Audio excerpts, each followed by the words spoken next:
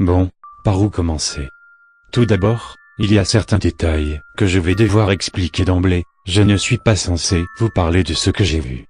Par conséquent, je ne mentionnerai ni mon nom, ni celui de la société qui m'employait. Bien qu'elle n'existe plus et qu'il n'y a que très peu de chances qu'un de mes anciens patrons tombe là-dessus, je préfère pas prendre de risques. J'ai encore du mal avec cette histoire, à me dire que ça s'est réellement passé. J'ai vécu avec ça, sans jamais en parler à personne, et ce depuis presque 5 ans. Ce n'est que récemment que j'ai décidé d'en parler à ma femme, et c'est elle qui m'a convaincu de raconter mon histoire. En 2011, je travaillais pour une compagnie de déboisement, qui était en partenariat avec une entreprise de construction sur certains chantiers. On coupait les arbres, on ratissait la zone, et les gars du bâtiment passaient derrière pour construire. Mais les chantiers se faisaient de plus en plus rares. Les forêts étant protégées, et les permis de construction plus difficiles à obtenir, les deux entreprises ont décidé de se tourner vers l'étranger. Et ils ont trouvé un appel d'offres venant de Croatie. J'étais pas vraiment emballé à l'idée de partir là-bas.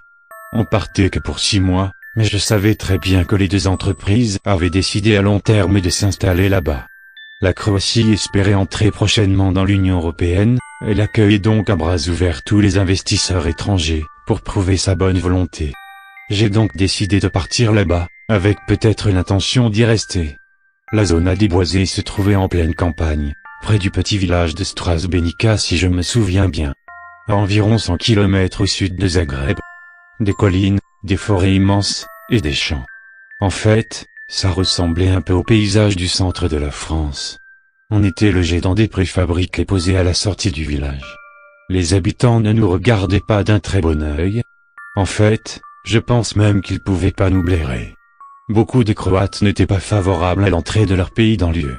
On venait en quelque sorte manger dans leurs gamelles. On s'est vite mis au boulot, le chantier était immense.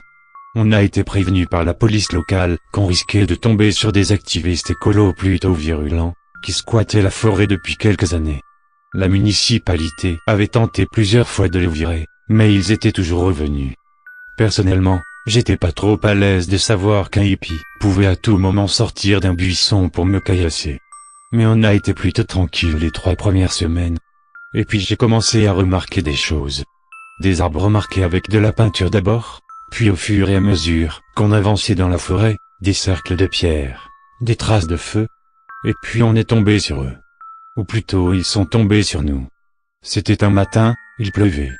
J'allais entamer un arbre avec mon collègue, quand on a entendu des pas et des branches craquer derrière nous. Quand je me suis retourné, j'ai vu 4 hommes s'avancer tranquillement vers moi. Aucune agressivité. En fait, je m'attendais à voir des crasseux en treillis et dreadlocks, mais ils étaient tout à fait banals. Un des hommes s'est approché de moi, m'a passé son bras autour de mon épaule et a commencé à parler, à voix basse. Je n'ai pas compris une seule de ses paroles, je ne parle pas croate. Et j'ai réalisé que peu à peu, les 3 autres hommes avaient commencé à m'encercler. Mon collègue m'a tiré par le bras et en est parti. Sans courir, mais sans non plus leur tourner le dos. Les 4 hommes se sont regardés et se sont effondrés de rire. J'y ai pensé toute la nuit. À partir de ce jour, on a commencé à travailler par groupe de 8. On n'était jamais tranquille, toujours l'impression d'être observé. Mais on a pu continuer sans trop de problèmes les 2 mois qui ont suivi. Et puis les hippies, comme on s'amusait à les appeler, se sont montrés de plus en plus présents. Ils ne se cachaient plus, ils restaient la plupart du temps assis à nous regarder travailler. Un collègue a dit un jour qu'il mémorisait nos visages. J'aurais ri en temps normal, mais cette idée m'a fait frissonner. Ils nous criaient des choses en croate. Je ne savais pas ce que ça voulait dire, je ne l'ai su que plus tard. Et j'ai encore la nausée quand j'y repense. Et puis il y avait leurs masques. Ces putains de masques. Ils les portaient quand le soleil commençait à se coucher. C'étaient des masques en bois, qui représentaient le visage d'un homme barbu. La bouche était grande ouverte, les yeux vides. Les cheveux étaient faits de ronces, et la barbe était sculptée dans le bois. Ils me foutaient vraiment la trouille. La plupart du temps quand ils les portaient, ils se contentaient d'imiter nos gestes. Ils se tenaient devant nous, et si on levait la main, ils levaient la main. Si on se baissait, ils se baissaient. Mes collègues s'en amusaient. J'ai jamais trouvé ça marrant. Mais ce qui me glaçait le sang, c'était de les entendre pousser des cris d'animaux. Un soir je les ai entendus pousser des hurlements horribles alors qu'on rentrait au village. J'ai questionné des villageois au sujet de ces gens. Un seul d'entre eux ne m'a pas envoyé bouler. Il m'a dit que ces hippies se faisaient appeler Djeka au Durage ou les enfants de Georges. Qu'ils étaient là depuis des années, mais qu'ils ne les voyaient que très rarement hors de la forêt. Il m'a dit qu'à chaque fois qu'ils en sortaient, ils revenaient avec de nouvelles personnes. Du jour au lendemain, ils sont devenus plus agressifs. Ils nous jetaient des pierres, nous pourchassaient avec des bâtons, nous enfumaient en faisant brûler des pneus. C'est à ce moment-là que je me suis dit qu'ils avaient un grain. Je veux dire, je les savais déjà dérangés, mais ça n'a fait que confirmer. Des écolos, qui font brûler des pneus? Vraiment? Plus on s'approchait du centre de la zone rasée, plus ils étaient présents. Les marques sur les arbres aussi. En fait, on n'était plus très loin de leur camp. On a plusieurs fois appelé la police, leur demandant une protection rapprochée pour tous les salariés. Mais à chaque fois, la même réponse du genre « vous avez des tronçonneuses, ils ont des bâtons ». On a vite compris qu'il ne faudrait attendre aucun soutien de leur part. Alors on a décidé de se faire justice nous-mêmes. Je me suis juré que si un d'eux s'approchait de trop près, je le tuerais. Ça peut paraître extrême, mais j'étais, ou même on était dans un état de stress permanent. Le mauvais temps, la température, leurs assauts répétés, on savait jamais quand ils allaient nous tomber dessus, leurs cris atroces, les masques. Vous auriez pensé pareil que moi. Et puis un matin, vers 10 heures je crois, on est tombé sur leur camp. Il n'y avait personne, le silence était vraiment lourd. C'était plutôt spartiate, des bâches tendues un peu partout en guise d'abri, des rondins de bois en guise de chaises et de tables, des bougies par centaines, et une sorte d'estrade en terre, sur laquelle se trouvait un autel en bois. Et vers le centre, des peaux de bêtes étaient en train de sécher, étendues sur des morceaux de bois. À côté de l'autel étaient posés des centaines d'outils. Haches, ciseaux à bois, rabots, siégoïnes, marteaux. À voir leur usure, ils avaient été utilisés des centaines de fois.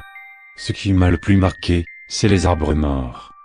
Tout autour du camp, il y avait des dizaines d'arbres morts. De gros arbres morts. Des visages avaient été gravés dans leurs troncs. Ils étaient vraiment précis, c'était presque dérangeant. Mais le plus dérangeant c'était l'odeur, qui venait des peaux de bêtes. Elles empestaient tout le camp et ses environs. Je peux la sentir rien qu'en écrivant ces mots. J'ai entendu un hurlement et j'ai reçu un choc terrible derrière la tête. Après ça, j'ai des flashs de mes collègues qui me portent, qui crient et qui courent. Quand je me suis réveillé, ils m'ont dit que les enfants de Georges nous étaient tombés dessus et nous avaient bombardés de pierres. J'étais resté inconscient pendant 3 heures. On m'a emmené à l'hôpital de Velika Gorica, pour vérifier si j'avais pas un traumatisme crânien.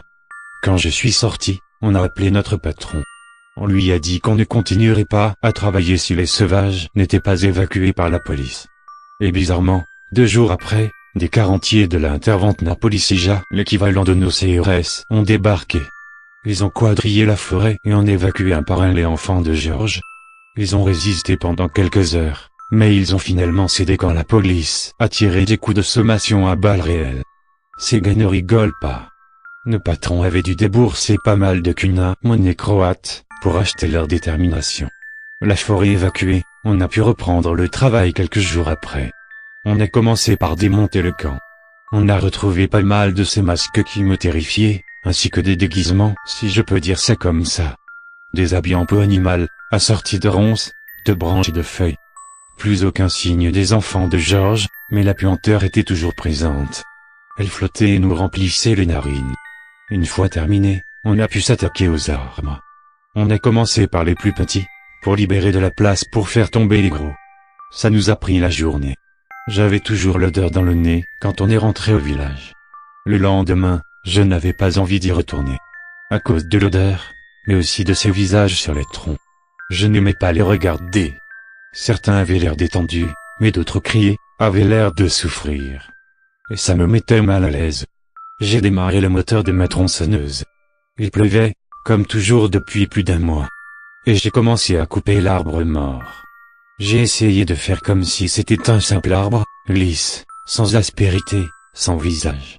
Et en effet, il était comme tous les autres arbres que j'avais déjà coupés. Résistant, dur, compact. Et puis d'un coup, ma tronçonneuse s'est emballée. Je suis passé à travers le centre comme dans du beurre. Et la puanteur est devenue insoutenable. J'ai sorti ma tronçonneuse du tronc, regardant le visage qui me fixait. J'étais terrifié. Et j'ai remarqué dans la chaîne de mon outil, des morceaux noirâtres, qui n'étaient pas du bois. J'ai essayé d'imaginer ce que ça pouvait être, des excréments d'animaux, des insectes, du bois pourri. J'étais ailleurs, la même sensation que dans un rêve. Mais je n'aurais pas pu m'imaginer ce que c'était vraiment. Je suis sorti de mon état comateux et mon collègue m'a plaqué au sol. J'étais tellement obnubilé par ces morceaux bizarres dans ma chaîne que je n'avais pas vu l'arbre qui me tombait dessus. Je me souviens du bruit qu'a fait le tronc en s'écrasant au sol. Comme un tube vide. L'odeur était plus forte que jamais, et j'étais sur le point de vomir. Je tremblais, je me sentais faible. Mon collègue s'est approché de la souche fraîchement coupée, et il a marmonné quelque chose avant de vomir. Je me suis relevé du mieux que j'ai pu, et j'ai vu ce qu'il avait fait vomir. En fait, je crois avoir vomi moi aussi. L'odeur ne venait pas des peaux de bête.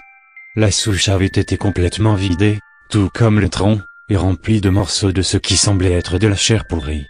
J'aurais pu croire que c'était de la chair animale si je n'avais pas vu des doigts et un pied humain. Je crois que je suis resté immobile pendant plusieurs minutes, à me demander ce que je devais faire, à essayer de trouver une raison à tout ça, à essayer de me persuader que ce n'était pas ce que je croyais. On est allé signaler ça à notre patron, puis à la police. 2 agents sont venus plus tard dans la journée. Ils ont inspecté le camp, le tronc et la souche. Je ne suis pas retourné là-bas avec eux, mais mes collègues m'ont dit que les 2 hommes avaient fait mine de ne rien voir. Et qu'ils étaient repartis comme si de rien n'était. Maintenant que j'y réfléchis, je comprends pourquoi. La découverte de corps sur le chantier aurait retardé voire annulé la construction prévue à cet endroit. Des centaines d'enquêteurs, des mois d'inspection, et un chantier à 18 millions perdus. Les policiers avaient dû être grassement payés, comme ils l'avaient sûrement été pour l'évacuation de la forêt. J'ai refusé de reprendre le travail. Mais certains de mes collègues, qui n'avaient soit aucun scrupule soit aucun moyen de refuser financièrement parlant, ont continué à abattre les arbres. Au total, on a découvert 24 arbres semblables. Des trous de la taille d'un homme avaient été percés en hauteur, et les arbres étaient vidés ensuite. Plusieurs hommes ont abandonné durant les mois qui ont suivi. J'en fais partie. Je suis rentré en France, après avoir juré à mes employeurs de ne jamais en parler. J'ai appris plus tard que Djuraj ne voulait pas dire les enfants de Georges, mais les enfants de Yarilo. Yarilo est le dieu slave de la végétation et de la fertilité. Son nom croate est Juraj. Les phrases qu'il nous criait quant à elle voulaient dire nourris-toi de l'arbre, tu nourriras l'arbre. J'ignore qui étaient ces personnes, dont on a retrouvé les restes, j'ignore aussi si c'était leur visage, qui était gravé sur les arbres. Encore aujourd'hui, ces visages sont gravés dans ma mémoire. Et cette sensation quand j'ai coupé le premier arbre. L'impression de tronçonner un sac de fruits. Je ne sais même pas si le chantier a été terminé, ni même si d'autres de mes collègues ont parlé. L'entreprise de déboisement a fait faillite, et la société de construction a suivi peu après. Je ne veux pas en parler à la police, je ne veux pas revivre ça. C'est sûrement égoïste, très certainement même. Ces corps appartenaient à des gens qui faisaient partie d'une famille, qui étaient aimés d'un père, d'une mère. J'ai l'espoir qu'en racontant cette histoire, quelqu'un s'en chargera pour moi. Vous pouvez me traiter de lâche, d'égoïste, mais une chose est sûre, je ne retournerai pas là-bas.